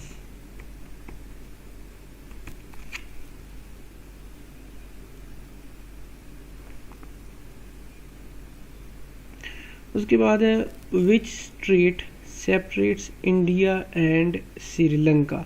ये पहले भी कहीं क्वेश्चन में आया था और मैंने आपको कहा था कि इसको चेक करेंगे।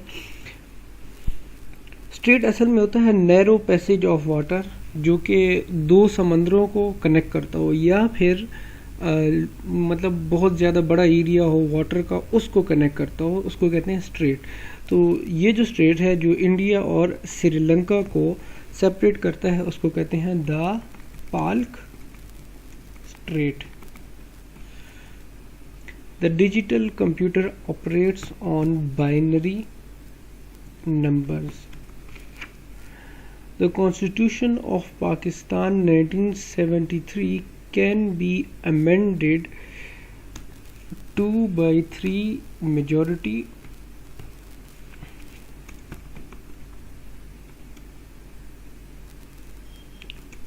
of the National Assembly and majority of the Senate. अच्छा 198 में in Pakistan usher began to be collected from the, तो ये थी रबी क्रॉप्स पे।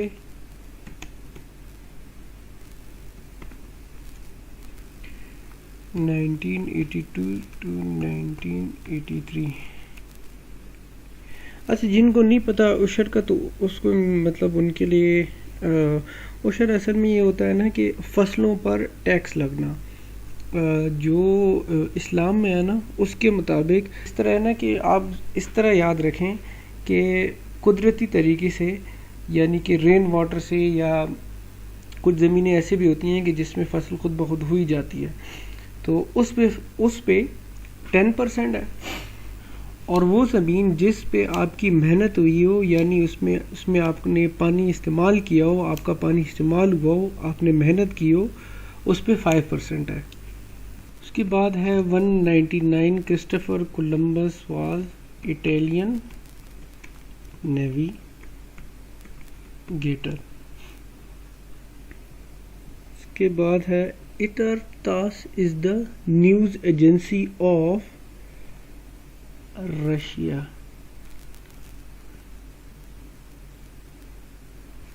CRPC stand for Code of Criminal Procedure।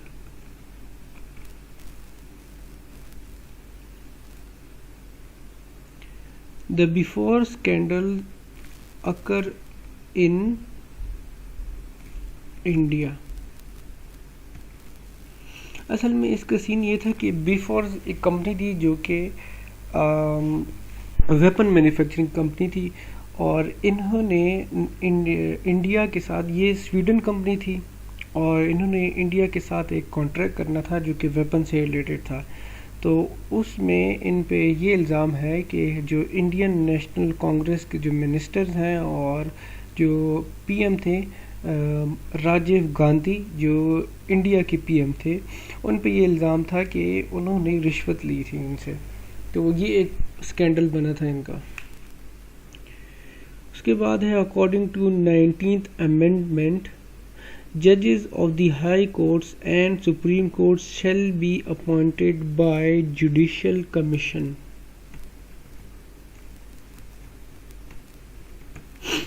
उसके बाद है West Indies consist of how many islands. 1200 islands हैं वेस्ट इंडीज़ में। Raw is the secret agency of, ये तो मेरे ख्याल में सबको ही पता होगा, इंडिया।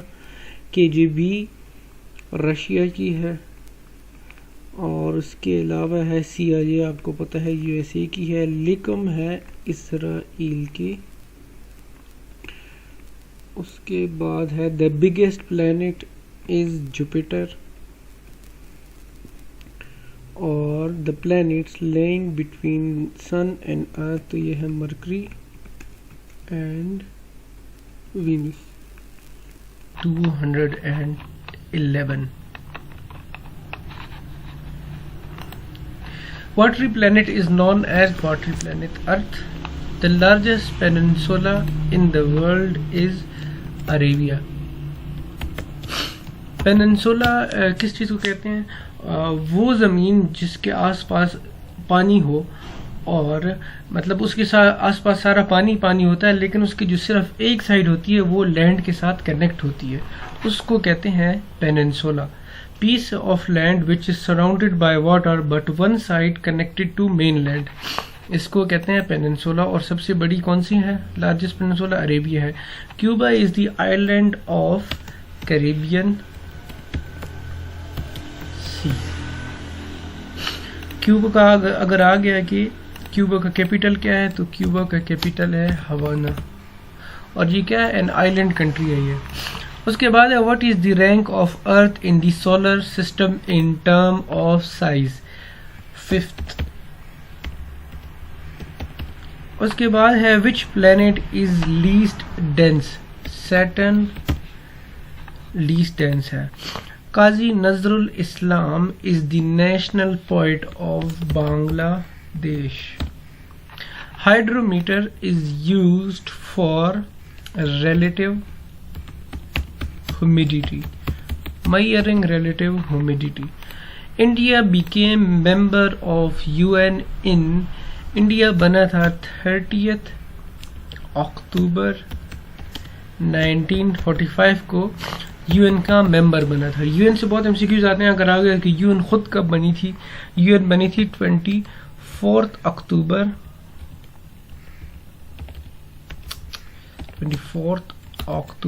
1945 को। और पाकिस्तान ने कब ज्वाइन किया था? पाक ज्वाइंड वो है 30 सितंबर 1947। उसके बाद है 219 CTBT इज ऑफ, तो ये है unlimited duration. What is CTBT? CTBT क्या है? कॉम्प्रिहेंसिव, ये भी आता है अक्सर कि CTBT क्या है? कॉम्प्रिहेंसिव न्यूक्लियर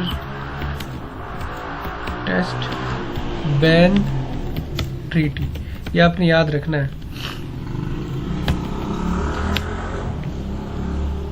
और ये साइन कब हुई थी? ये साइन हुई थी 10 सितंबर 1996 को। और पाकिस्तान ने अभी तक इसको ज्वाइन नहीं किया। ये ट्रीटी असल में ये ट्रीटी है कि किसी भी किस्म के जो न्यूक्लियर टेस्ट है और उस सब को बैन करेंगे, वो कोई भी टेस्ट वगैरह नहीं करेगा। पाकिस्तान हो गया, इंडिया हो गया, चाइना हो गया, US हो गया, नॉर्थ कोरिया, इसराइल, इजिप्ट, ये इसके सिग्नेटरीज नहीं है, इन्होंने सिग्नेचर इसका नहीं किया हुआ। उसके बाद है ह्यूमन राइट इज ऑन, तो ह्यूमन राइट है 10 दिसंबर। ये पहले मैं एक वीडियो में आपको बता चुका हूँ कि कुछ इम्पोर्टेंट और आसान जो एक ट्रिक मैंने बताई थी कि इस ट्रिक से आप याद करेंगे तो आसानी से आपको याद होगा, भूलेगा नहीं। खैर ये मैं फिर आगे डिस्कस करूँगा, या फिर मैं देखता हूँ, मैं आपको इसी वीडियो में दिखा देता हूँ। उसके बाद है number 221, what is Hamas? Hamas क्या है? एक रेडिकल फलस्तीनियन ग्रुप। उसके बाद है the Karakoram highway in Pakistan is 805 kilometre. When did Turkey invade Cyprus?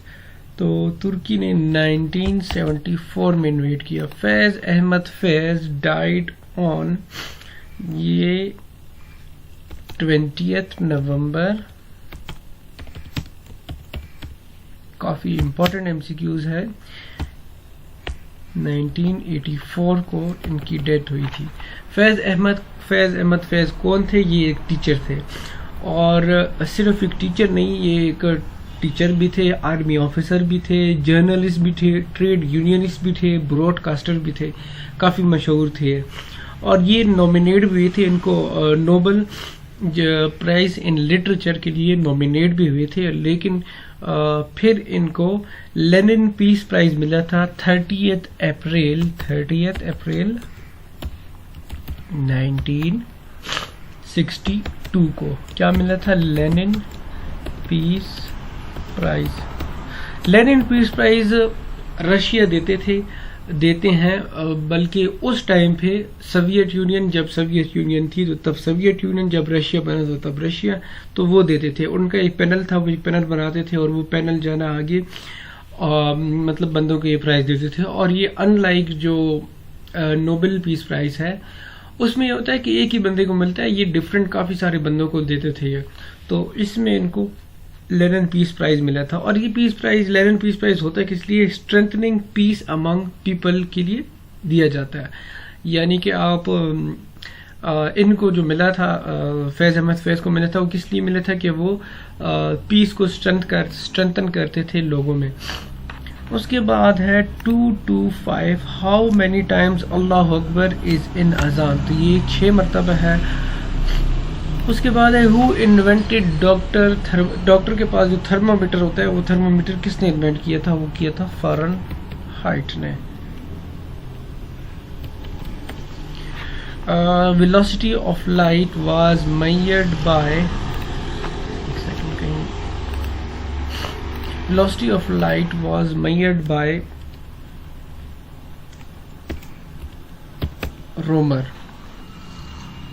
उसके बाद है big bang. I don't know कि इसकी स्पेलिंग कौन सी सही है, लेकिन फिलहाल इसको यही रहने दें। उसके बाद है who propose the big bang theory. Big bang theory किसने प्रपोज की थी? जॉर्ज लिमेटर है जो भी कोई है। अच्छा, बैतुर रिजवान was made to take revenge of हजरत उस्मान।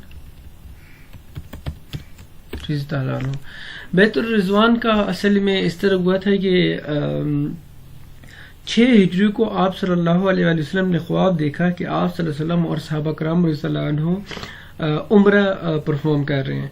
तो फिर इन्होंने प्लान बनाया और वो उम्रा करने के लिए निकल पड़े। तो ये मेरे ख्याल में सारा वाक़या सुलह हुदैबिया के वाक़या में से है। हुआ इस तरह था कि आप सल्लल्लाहु अलैहि वसल्लम ने हज़रत उस्मान रज़ियल्लाहु अन्हु से कहा कि आप मतलब चले जाएं वहाँ से, उनसे कुरैश से बात करें ना। तो हज़रत उस्मान रज़ियल्लाहु अन्हु जब उधर गए तो उन्होंने मतलब कहा कि ठीक है, आपने अगर चाहें तो आप जो है ना तवाफ़ कर लें। दूसरा ये था कि हज़रत उस्मान रज़ियल्लाहु अन्हु थे बनु उमैया कबीले से बिलोंग करते थे। जो एक बनु उमैया कबीले के लोग वो उधर थे, तो वो इस तरह होता है ना कि आपके अपने कबीले का बंदा होता है, तो इस वजह से मतलब उसको फिर कुछ नहीं कहते। मतलब अगर वो किसी और को भिजवाते तो चांस था कि कोई मसला बने या इस तरह। तो फिर हुआ ये कि हज़रत उस्मान रज़ियल्लाहु अन्हु को तो उन्होंने ये कहा कि अगर आप तवाफ़ करना चाहें तो आप तवाफ़ कर सकते हैं, लेकिन उनको फिर भी रोके रखा। उनसे कहा कि सब्र करो, आप ठहरो, हम सोचते हैं फिर आपको बताते हैं। तो इसी वजह से वापसी में देर हो गई। तो जब वापसी में देर हो गई तो उसी के साथ जो है ना खबर उड़ गई कि हज़रत उस्मान रज़ियल्लाहु अन्हु को मार दिया है। तो इस खबर पर आप सल्लल्लाहु अलैहि वसल्लम ने बैत ली मुसलमानों से। एक दरख्त था, उसके साए में बैठ गए और सबसे बैत ली। तकरीबन 1400-1500 मुसलमान थे ना। तो इस वाक़े को बैतुर रिजवान कहते हैं। आगे चलते हैं। Adam is the word of Hebrew language.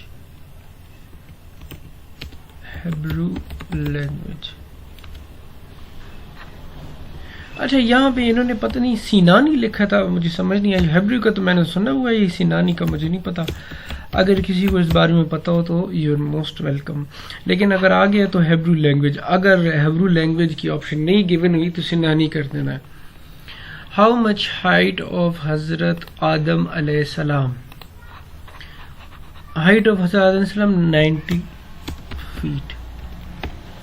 उसके बाद है हाउ मेनी सहीफे वर रिवील्ड टू हजरत इदरीस अलैहिस्सलाम? 30। उसके बाद है अबू अल बशर सानी इज द टाइटल ऑफ हजरत नूह अलैहिस्सलाम। हजरत नूह अलैहिस्सलाम का एक और टाइटल भी था, वो क्या था? नजीउल्लाह। ठीक है। अच्छा, दूसरा आपने याद रखना है कि अबू अल बशर सानी है ना असल, तो इसको है हजरत नूह अलैहिस्सलाम में। ठीक है। अबू अल बशर का क्या मतलब है? अगर सिंपल आ गया है कि अबू अल बशर इज द टाइटल ऑफ, तो वो है हजरत आदम अलैहिस्सलाम। जब आ गया कि अबू अल बशर सानी, तो ये है हजरत नूह अलैहिस्सलाम। अबू अल बशर का मतलब होता है फादर ऑफ मैनकाइंड। ठीक है, आपको पता ही होगा कि आदम सानी भी हजरत नूह अलैहिस्सलाम को कहते हैं। तो आई थिंक क्लियर हो गया होगा आपको। नेक्स्ट में है which prophet was sent to the nation of समूद? हजरत सालेह अलैहिस्सलाम। हाउ मैनी शहीफे वर रिवील्ड टू हजरत इब्राहिम अलैहिस्सलाम 3। उसके बाद है an eclipse of the sun occurs on moon is between, जब moon is between sun and earth. उसके बाद है the ozone layer protects the earth from the rays sent by sun. वो रेज कौन से हैं? अल्ट्रा वायलेट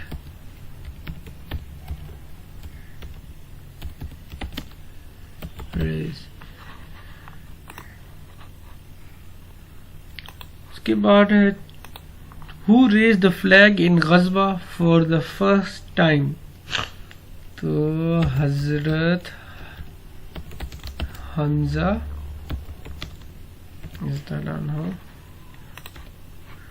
उसके बाद है she was alive at the time of करबला ट्रेजिडी, उम्मे सलमा रज़ी ताला अन्हा। और 240 है the Badshahi Masjid of Lahore was built by Aurangzeb.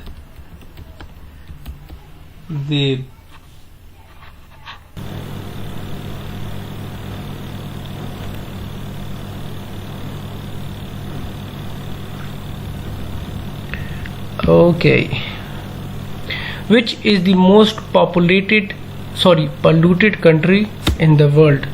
Peru. उसके बाद है which is the biggest economy of the world in January 2010? उस time United states of America biggest थी। मैंने अभी चेक किया, यूएसए अभी भी बिगेस्ट है। अच्छा, उसके बाद है 243 who has the knowledge of interpretation of dreams. Dreams की इंटरप्रिटेशन की नॉलेज किसके पास थी? वो थी हजरत यूसुफ अलैहिस्सलाम। उसके बाद है who adopted the title of अमीरुल मोमिनीन। अच्छा, मोमिनीन है, आर नहीं है ये, तो ये कौन थे? हजरत उमर रज़ियल्लाहु अन्हु। उसके बाद है व्हेन वाज मक्का कॉन्कर्ड। बहुत इजी है, बहुत इंपॉर्टेंट है, 8 हिजरी। The first consensus was conducted in India at the time of Lord Mayo.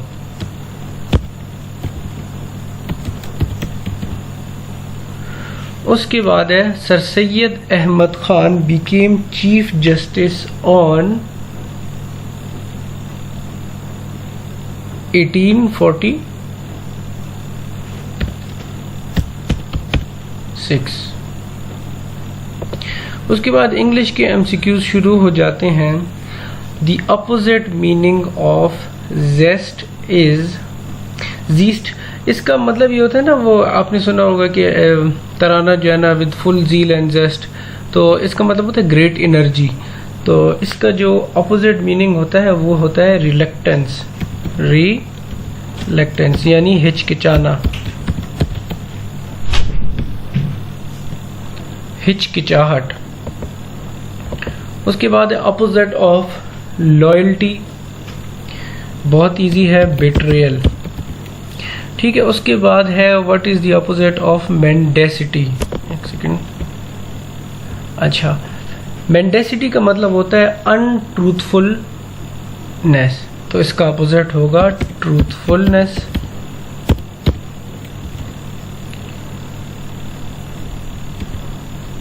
उसके बाद है द अपोजिट ऑफ नोबल। एक होता है ना कि वो नोबल फैमिली है और ये इस तरह। अपोजिट ऑफ नोबल क्या होगा? कॉमन। नोबल पीपल और common people. The opposite of smear. Smear क्या होता है? दागदार। दागदार। और इसका अपोजिट क्या होगा? पॉलिश, जिस तरह जूते पॉलिश करते हैं ना। उसके बाद है the opposite of tautology. Tautology होता है ना कि गैर ज़रूरी तौर पर दोहराना, किसी चीज़ को, बातों को गैर ज़रूरी तौर पर दोहराना। तो इसका अपोजिट होता है मुख्तसर यानी ब्रेविटी, BREVITY। उसके बाद है the opposite of while is धोखा देना। वाइल का मतलब होता है धोखा देना, तो इसका अपोजिट क्या होता है? आर्टलेसनेस यानी इनोसेंस।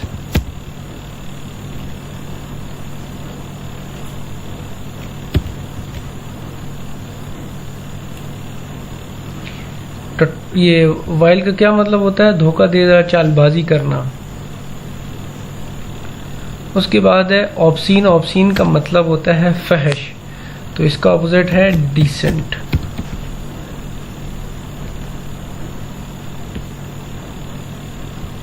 टू 256 पे है द अपोजिट ऑफ पॉसलैनिमिटी इज। पॉसलैनिमिटी का मतलब क्या होता है? इसका मतलब होता है बुज़दिली, लैक ऑफ करेज या डिटर्मिनेशन। तो इसका जो अपोजिट होता है वो है मैग्नेनिमिटी, MAG,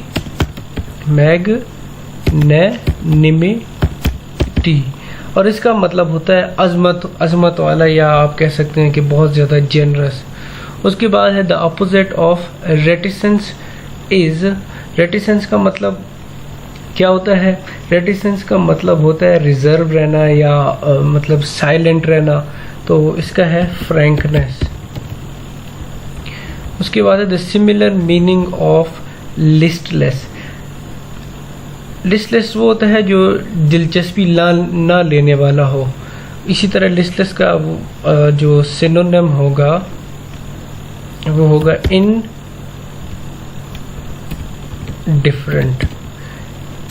यानी लाताल्लुक।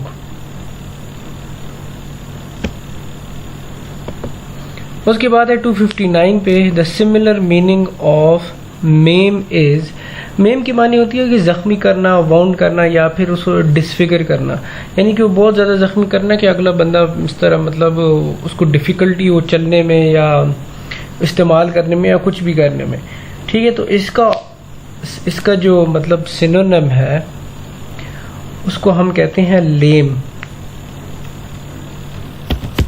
लेम का भी सेम यही मतलब होता है।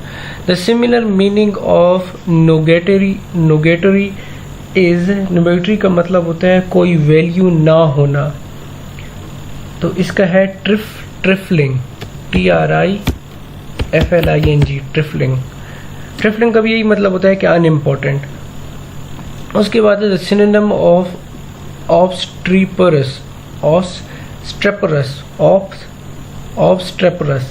ऑब्स्ट्रेपरस का मतलब होता है कि डिफ़िकल्ट टू कंट्रोल या बेलगाम आप कह सकते हैं, रुकावट आप कह सकते हैं, तो इसका है नॉइजी, फसादी। The synonym of inimitable is. Inimitable का मतलब होता है यूनिक, तो इसका हम कह सकते हैं कि मैचलेस। उसके बाद synonym of Paramount is. Paramount का मतलब होता है वेरी इंपॉर्टेंट, तो इसको हम कह सकते हैं supreme. The synonym of reprieve. Reprieve ये होता है ना कि कैंसिल करना या पोस्टपोन करना किसी की पनिशमेंट को, स्पेशली वो पनिशमेंट जो डेथ सेंटेंस की होती है, तो इसको पार्डन भी कहते हैं। कहते हैं ना कि वो प्रेसिडेंट ने उसको पार्डन दे दिया। The capital of Kazakhstan. Capital of Kazakhstan है नूर सुल्तान। उसके बाद है Hafiz Mohammad Saeed founded dash in Afghanistan in 1991। इसका है लश्कर-ए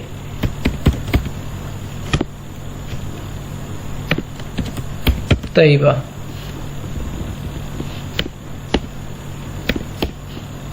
उसके बाद है Amir Khusro was the first poet of Urdu. The area lowest rainfall in Pakistan with the highest record temperature वो है जाकोबाबाद। बहुत ईजी है ये। The Chashma nuclear power plant was built with the help of China. अच्छा, उसके बाद है XC1, X is the Roman numerals of which number? 99. उसके बाद है Chad is the landlocked country of Africa. अच्छा, ये चाद, ये पता नहीं क्यों इसको इतनी इंपॉर्टेंस देते हैं, मुझे नहीं पता, लेकिन इसके अक्सर आ जाते हैं कि इसका कैपिटल कौन सा है और इसका करेंसी क्या है। अभी रिसेंटली PMS की स्क्रीनिंग में इसका आया था कि इसकी करेंसी क्या है। तो कैपिटल आपको मैं बता दूं, आई डोंट नो कि इसकी प्रोनाउंसिएशन किस तरह से है। NDJ मेना, मैं तो इसको यही कहता हूँ, NDJ मेना। अच्छा, और इसकी आप लोग गूगल पे ना सर्च कीजिएगा, इसकी प्रोनाउंसिएशन वहाँ पे विकिपीडिया पे आपको मिल जाएगी। अच्छा, और इसके अलावा इसकी जो करेंसी है वो है CFA फ्रांस, इस तरह की कोई करेंसी है इसकी। आप वो PMS 2021 स्क्रीनिंग इवनिंग का पेपर देख लेना, उसमें और भी MCQs है, वो देख लेना, इंपॉर्टेंट पेपर है वो। उसके बाद 272 the antonym of adage. Adage का मतलब क्या होता है? एड एज ऐसे होना होता है कहावत, छोटी सी बात होती है ना, और उसमें मतलब आप बस कहावत बोल देते हैं, उसकी मतलब उसको वाजे हो जाता है कि ये क्या कह रहा है, या कोई बात आपने प्रूफ करनी हो या इस तरह। ठीक है, इसके जो अपोजिट है वो है हरंग क्यू।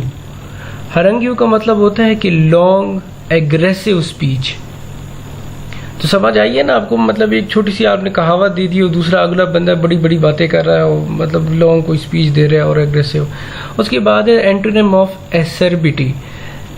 एसर्बिटी का मतलब होता है कि शार्प होना, बिटर होना। तो एक बंदा जो बिटर होता है वो कहते हैं ना बिटर ट्रूथ, तो इसका है जेंटलनेस।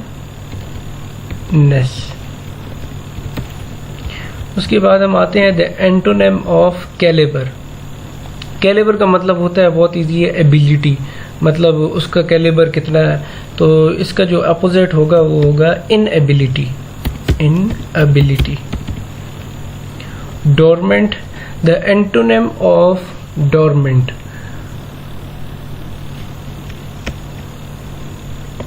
डोरमेंट का मतलब होता है इनएक्टिव और इनऑपरेटिव, तो इसका मीनिंग होगा एक्टिव। उसके बाद है एंटोनिम ऑफ फिलिपेंट। फिलिपेंट का मतलब होता है नॉट शोइंग सीरियसनेस या रिस्पेक्टफुल एटीट्यूड, तो इसका है कंसिडरेबल। कंसिडरेबल का मतलब होता है काबिल गौर। उसके बाद है इम्परसेप्टिबल।